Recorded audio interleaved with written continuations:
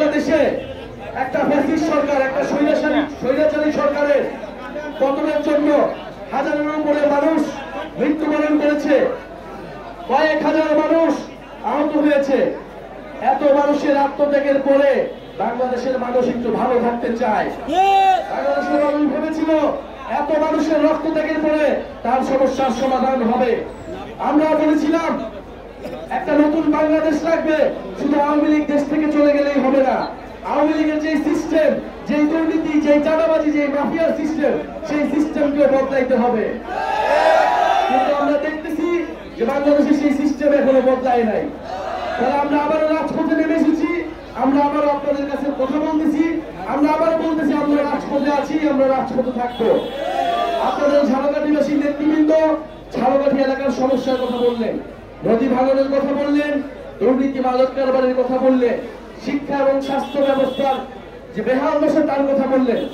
আমরা চাই এমন একটা রাজনৈতিক দল আমরা তৈরি করতে চাই, যেই দলটা হবে গণমানুষের দল, যেই দলটা মানুষের সমস্যা নিয়ে কাজ করবে, মানুষের পাশে দাঁড়াবে, মানুষের মর্যাদা নিশ্চিত করবে। আমরা কোনো চাঁদাবাজদের, সন্ত্রাসীদের, দুর্নীতি মাফিয়া ব্যবসায়ীদের কোনো দল হইতে চাই না। আমরা চাই যেই দল আপনার কথা বলবে, আপনার সমস্যার কথা বলবে এবং আপনার সমর্থনে যেই দল পরিচালিত হবে। জাতীয় নাগরিক পার্টি গণ অভ্যুত্থানের মধ্য থেকে তৈরি হওয়া সেরকম একটি দল। আপনাদের প্রতি আমরা বলতে এসেছি যে নতুন করে বাংলাদেশে ভয়ের সংস্কৃতি তৈরি করা হচ্ছে। বাংলাদেশে কথা বলতে গেলে থামিয়ে দেওয়ার চেষ্টা করা হচ্ছে, প্রশাসনকে দলীয়করণ করার চেষ্টা করা হচ্ছে।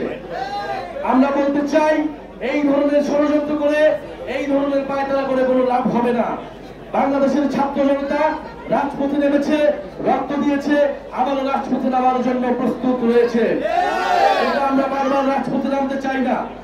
আমরা দেশের ভিতরে বিভাজন চাই না। মতপার্থক্য থাকবে, প্রতিদ্বন্দ্বিতা থাকবে, কিন্তু দেশের স্বার্থে সবাই ঐক্যবদ্ধ হবে, এটাই ছিল আমাদের প্রত্যাশা। কিন্তু যদি জনগণের বিরুদ্ধে কেউ দাঁড়ায় তাহলে তার সাথে ঐক্য করা কোনো সম্ভব নয়।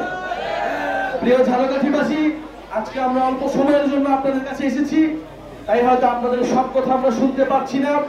আজকে যারা উপস্থিত রয়েছেন, আলেম সমাজে যারা উপস্থিত রয়েছেন, আমাদের মা বোনেরা যারা উপস্থিত রয়েছেন, বৈষম্য বিরোধী ছাত্র আন্দোলন, বিপ্লবী ছাত্র তরুণরা যারা উপস্থিত রয়েছেন এবং জাতীয় যুব শক্তি, জাতীয় শ্রমিক উইং এবং জাতীয় নাগরিক পার্টির নেতৃবৃন্দ সবাইকে ধন্যবাদ জানাচ্ছি।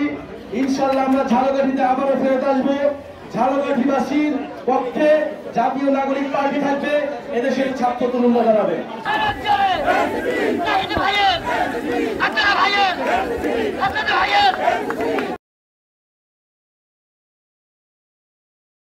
ওয়ালটন এখন দেশের সীমানা পেরিয়ে পৌঁছে গিয়েছে 50টিরও বেশি দেশে। ওয়ালটন, ঘরে ঘরে, বিশ্বজুড়ে।